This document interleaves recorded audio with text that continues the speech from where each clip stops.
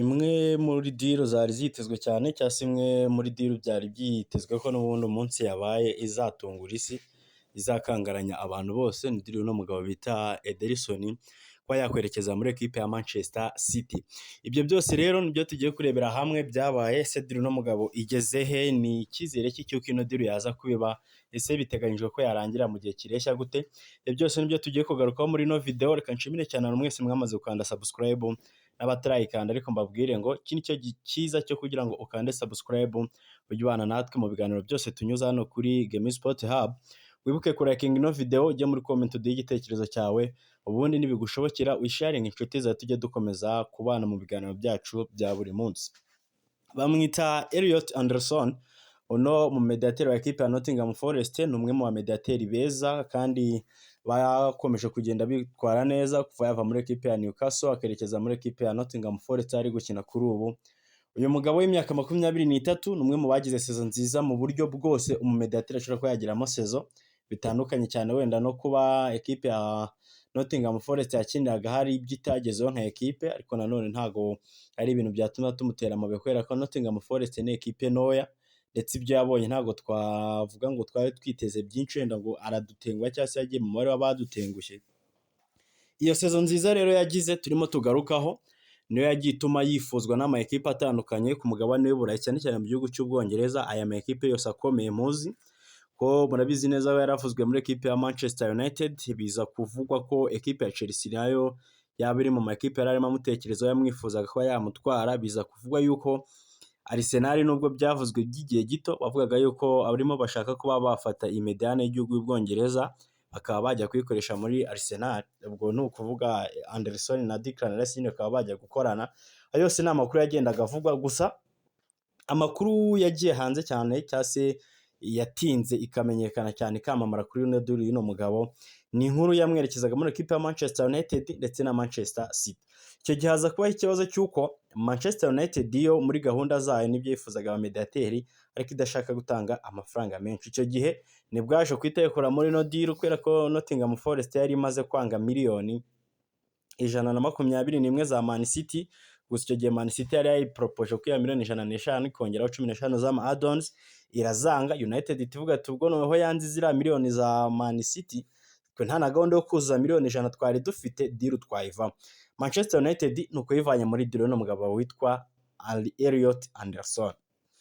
Noneho point iriho aka kanya tukibaza ngo ese koko kamakuru arimo agenda ajya hanze akomeza kugenda yensistinga cyangwa se yemeza ko uno mugabo ashobora kuba agiye kwesa muri equipe ya Manchester City, ni ibintu biri guturuka he? Bifite amahirwe angana iki cyangwa se ni ibintu twakwitega he?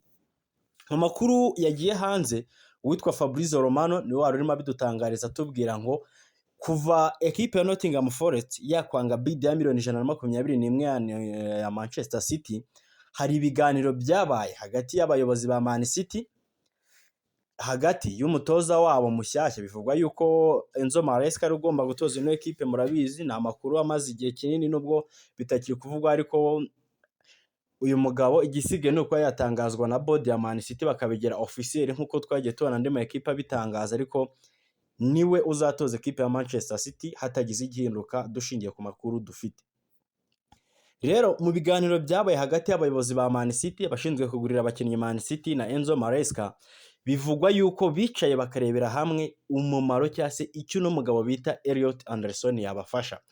Bakareba ngo ese muri mediane yacu dukeneye kuramforosa kugira ngo tugire season nziza kuruta iyo twagize season ishize, kugira ngo tugire ibyo tugeraho mu ntego dufite n'intumbero dufitanye, turakenera ibi ngibi n'ibi. Enzo Maresca aza kwinsistinga ko ashaka uno mukinnyi kugira ngo bimufashe kuba yakora season nziza muri equipe ya Manchester City.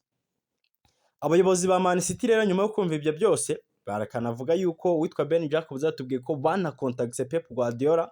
Murabizi neza ko bamaze no kuba bamutangaza n'ubundi ko agiye kuba umujyanama wa Man City mu bijyanye na football n'uburyo buri tactique, ko yamaze gusezera kuba umutoza, ndetse muri kino gihe yatangaje ko akeneye kuruhuka na indi equipe ashaka kwiterekezamo nk'inshuti ye Jurgen Klopp. Bamuha akazi rero ko kuba umujyanama muri City Business Group. Rero bikavugwa yuko mu nama yaba yarabagiriye ariyo kubika cyangwa se gushaka uburyo bibikaho no mukinnyi wa Nottingham Forest. nyuma y'uko bari banze miliyoni 121 za Man City, ekipe ya Nottingham Forest ngo yaje kujya imara iminsi cyangwa se yaje kugirana ibindi biganiro na Man City byimbitse, ariko bikaba ibiganiro bibera inyuma y'amarido. Ni ukuvuga ngo tuvuze ngo ni ibiganiro by'inyuma y'amarido, ni kwa kundi abantu bashobora kuganira ikintu mu buryo buri prive cyangwa se atari ibintu bigiye guhita bijya ku karubanda ngo bitangazwe, bakanabiganira mu by'ukuri atari ibintu biri officiel, atari ibintu birimo inyandiko, bo bakabanza bakaganira bakibwiza ukuri, buri wese akereka undi fact n'impamvu arimo yumva ko igitekerezo cyiwe cyagakwiye kuba kigenerwaho kugira ngo transfer ibe. Fabrizio Romano rero ku mugoroba nibwo yaje ajya ku rukuta rwe rwa X atubwira iby'ibyo biganiro, atubwira n'ibyavuyemo, nibwo yaje kwemeza ko ekipe ya Manchester City yamaze kuba yemerera Nottingham Forest ko iri buze kwishyura miliyoni 120 zose nk'uko izishaka, ikazibaha ari imbumbe, ndetse ibemera ko bari buze kongeramo miliyoni 10 nk'ama add-ons. Ni ukuvuga ngo iwe icyo yari arimo aratubwira ku mugoroba, atubwiye ngo the agreement between Nottingham Forest and Manchester City are nearly to be done. Yari arimo atubwira ko ibiganiro nibyo byegereje kuba byagera ku musozo, ariko akongera akantu kakuvuga ngo ibyegereje kugera ku musozo ni ibiri buze kuba official cyangwa se ibiri buze kuba ari officiel ku buryo ibitangazamakuru byose bibuze kuba byemerewe kubitangaza, ariko ubundi ngo ku makuru yiwe afite avana mu bantu b'indani bari muri no deal barimo barebera hamwe ibyino transfer y'uno mugabo kuba yava kwa Nottingham Forest ajya kwa Manchester City, bakemeza yuko ino deal ku kigero cya 99% yarangiye.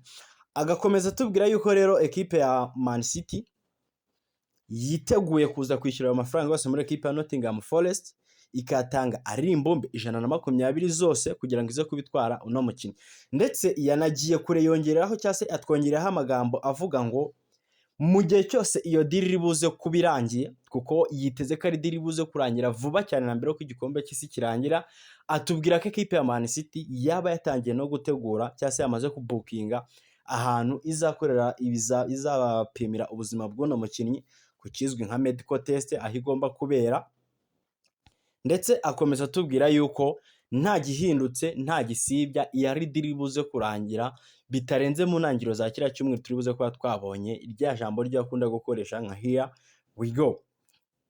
Uyu mukinnyi bita Elliot Anderson ni umwe mu bamediateri beza, byo ntabwo twagitindaho, ndetse amakuru menshi yasakurikira yaba ya Fabrizio Romano nka Team Talk yaje kubigarukaho, Give Me Sport bemeza yuko ari umumediateri mwiza uhari kuri ubu ngubu, ndetse ibyo byaje kwemezwa n'amagambo y'uwitwa Patrick Vieira, abantu benshi baramuzi no muri legend wa Arsenal ndetse na ekipe y'igihugu y'Ubufaransa, barabizi ko yakiniye nawe akanatwarana igikombe cy'isi no cya 2006, akaza no kwatwara ibikombe bitandukanye muri Arsenal, harimo Premier League, harimo na za FA Cup ndetse na Carabao. Mu magambo yiwe yavuze ngo uyu niwe rugero rwiza rw'umumediateri uri complete muri ino minsi. Ni amagambo menshi yatangaje abigarukaho, ariko icy'ingenzi wamenya cyangwa se kimwe mu byo yibanzeho cyane agaruka kuri uno musore, yashimye karite yiwe yo kwambura baro, ashima karite yo gutembereza baro, kwa byo gutembereza umupira, ndetse amushima ikintu kijyanye na passes zijya imbere. Ikintu kijyanye na passes zijya imbere akenshi kwa mediateri baba holding midfielder ni kimwe mu bintu abantu benshi babanenga, gusa we yararemo atubwira yuko uburyo Elliot Anderson akina ari umwe mu bakinnyi beza bahari muri Premier League kuri ubu ngubu, ndetse akatubwira ko wewe abona yaba ari nk'undi Declan Rice mushyashya. Akatubwira ngo uriya musore to be honest anyibutsa Declan Rice everyday uko ndebye imikinire yiwe. So reka dutegereze turebe iyo minsi mike batubwira isigaye kugira ngo ino deal irangire. Kankwibutse gukanda subscribe kugira ngo amakuru yose ujya abonera ku gihe kandi byose bijye bikugeraho uko bigisohoka. Wike ku liking ino video, ujye muri comment uduhe igitekerezo cyawe.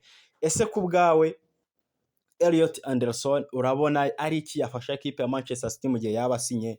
Ese wowe urabona izo miliyoni zose kuko yarazikwiriye cyangwa habayemo kwibwa? Katuganire muri comment. Ciao ciao, dusubire muri video ikurikiraho. Ciao ciao.